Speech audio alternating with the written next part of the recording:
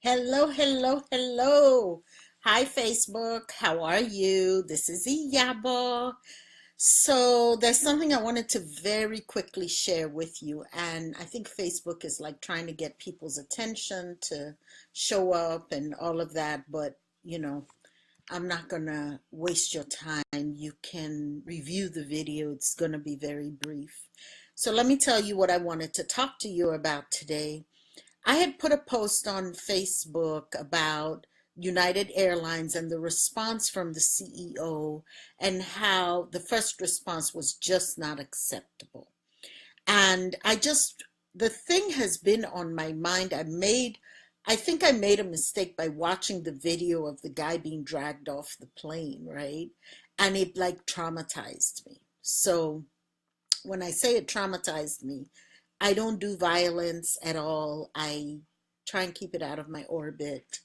And it was just upsetting to see. And last night I dreamed, and the blood curdling scream of Dr. Dow was the scream in my dream. And I woke up thinking about that scene of whatever. I don't want to re traumatize anyone. So here's the thing that occurred to me, that okay, what is this outrage about? Like, everybody's upset. Only one woman, a white woman, actively spoke out during the flight. Two, was it because he was an Asian man? Three, why are the flights overbooked? And what sort of police state are we living in? And is it because of number 45 in the White House that people now think they can do whatever they need to do? And there's someone on my timeline who works for United Airlines, and he was getting upset and saying that, listen, y'all don't understand what happened, right? And so part of his response was, overbooking is standard for the industry, and the man was being belligerent. Well, the facts as they unfolded showed that the man was being belligerent after the fact and ran back on the plane. And obviously, the man was severely traumatized by this whole incident, as I would have been. So, all of that being said, when these things go on in the world, what do you make of it? How do you sort it out? What tools do you have to help you decipher these types of events? For me, the first thing that happened, my first reaction was the ethical considerations. It is not okay to me to tell me it's the industry standards as to why the airline overbooked. Okay, so it's not okay to do things just because everybody else is doing it. And since I brought up the issue of ethics, let me define ethics for you. Number one, ethics it refers to judgments about whether human behavior is right or wrong. And leaders have to cultivate ethical personas to lead other people. Leadership is about task and people, right? How do you juggle the two? So if you're just doing the people piece, you're not a leader. But if you're just doing the task piece all by yourself, you're not a leader. If you're a coach that works with people, you're a leader. If you are a pastor that works with people, you're a leader. If you're a mom at home that has to get these kids out the house and manage a whole household, you're a leader. So all of us actually are leaders in our lives one way or the other. And the ethics that we bring to our leadership, to how we influence people and how we get the job done and how we sell, is critical. And I don't hear a lot of people talking about ethics. So let's talk about this right or wrong thing. There's also the issue of morality. Morality is like actual right or wrong. Thou shalt not steal. That's morality. And everybody has moral failures.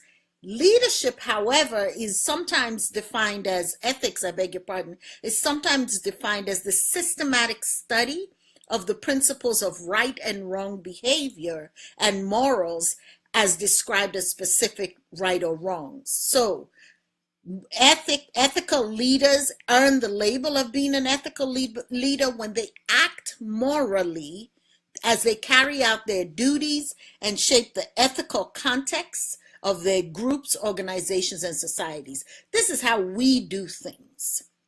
Okay, one of my personal ethical considerations with my clients, for instance, is invitation, not force. I invite you to consider, I invite you to do.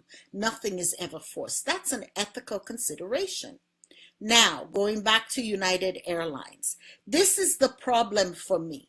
What I don't see, that I want to see, that I am asking for in our communities and in our society, is an ethic of care. Let's talk about care.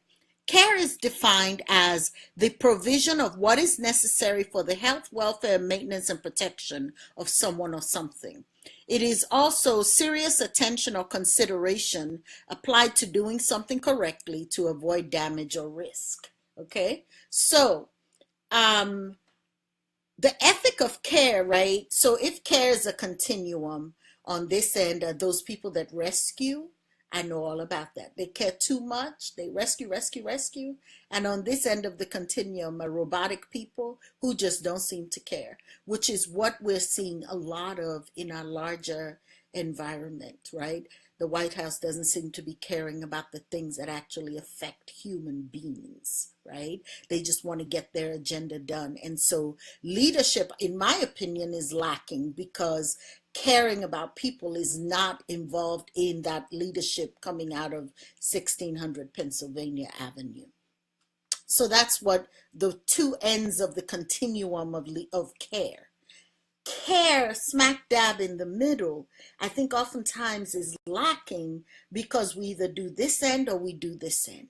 But care is a system, and it's something you have to continuously revisit in your life, in your day. Are you checking in with yourself? How am I expressing an ethic of care to those around me, to my customers and my employees, to my parishioners and my co-leaders? So this ethic of care must be carefully cultivated to not be manipulative, just so you can get your job done, or to not be so so fuzzy that it's all about people liking you. Okay, so ethic of care in this scenario with United Airlines would have looked like, we overbooked, we take responsibility for that. Sir, we need you to get off this plane because whatever, whatever. I can't get off the plane. I paid for my ticket. Okay, who else? They made the offer. United did make the offer.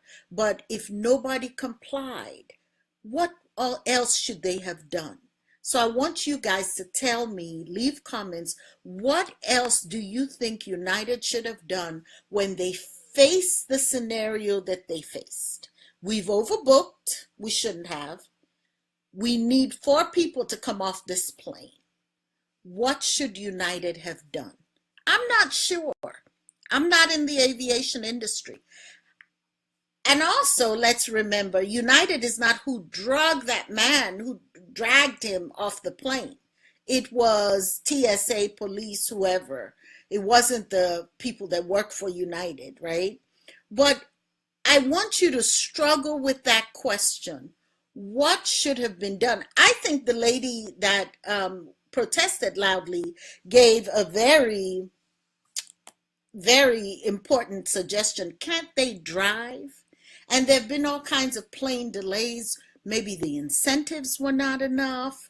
I don't know what could have been done, but what I do know is that decisions were made in that moment that did not reflect an ethic of care. And an organization as big as United Airlines can cultivate a culture of care in their organization. Southwest Airlines has done that very loudly. Other organizations have done that. So I want you to tell me, what do you think about this issue of the ethic of care? How do you show up in your life showing an ethic of care in your work, in your transactions with other people? And what do you think United could have done facing the crisis? Don't tell me what they should have done 20 years ago, how the whole industry is messed up. Let's be very proactive in seeking solutions so that when we are faced with the trauma and drama of a crisis in our face, maybe we would have done some thinking exercises that would have helped us. Thank you for listening in. I appreciate you. Leave a comment, talk to me about it, send me a private message. If you are dealing with ethical issues that require systemic understanding and breaking it down to come up with solutions that reflect your personal values around care, I'm your gal. Hit me up. Bye. Have an awesome day. Thanks for listening. Bye.